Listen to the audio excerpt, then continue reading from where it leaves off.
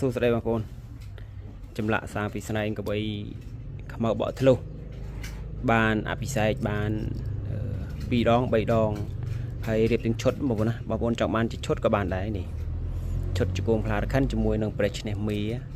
មានព្រះឈ្នះមាអង្គឯងក៏មានព្រះប្រក់នាគប្រកេះ9ក៏មានដែរបងប្អូនណាហ្នឹងហើយ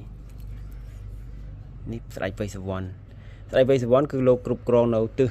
ខាងកើតហ្នឹងហើយគឺជាស្ដេចទេវតាមួយអង្គដែលគ្រប់គ្រងនៃពួកមាកន្ធុកខ្មោចព្រីបិសាច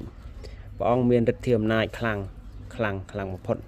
ហ្នឹងហើយវៃសវណ្ណគឺយើងឆ្លាក់ដាច់និងឆ្លាក់ប៉ាណូភាគច្រើនគឺសាងពីស្រែកឃ្លីបកធ្លុះប៉ាណូគឺខ្មៅបកធ្លុះបងប្អូនហ្នឹងហើយនេះជា channel ថ្មីរបស់ខ្ញុំអត់សូវមានអ្នកស្គាល់ទេដែលថា channel ថ្មីនេះខ្ញុំដាក់ឈ្មោះអាថាន់ស្នែងកបីបកធ្លុះហើយនេះខាងនេះគឺព្រះឧបគុតបងណាព្រះឧបគុតព្រះឈ្នះមា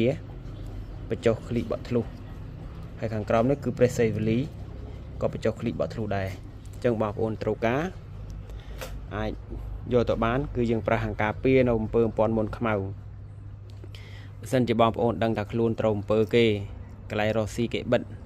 គេព្យាបាទបងប្អូនយកមកអង្គនឹងទៅយកទៅពាក់ដាក់តាមខ្លួនទៅទី1បិទរារាំងនៅអាគមរបស់គេបាន30 ទៅ 40% គេធ្វើមកវាមានរបស់នៅក្នុងខ្លួនអញ្ចឹងគេធ្វើមកអត់ត្រូវទេបងប្អូនណាហ្នឹងហើយអញ្ចឹងយើងត្រូវតែមានរបស់តាមខ្លួនខ្លះអ្នកចាស់ពីដើមគាត់ប្រើខ្សែចង្កេះអ្នកខ្លះអត់ចូលចិត្តពាក់ខ្សែចង្កេះតែយើងរករបស់ផ្សេងដែលអាចការពារបានហ្នឹងហើយបងប្អូនណាហ្នឹងហើយអញ្ចឹងអាចតាក់ទងបានតាមលេខទូរស័ព្ទបងប្អូនណាហើយរបស់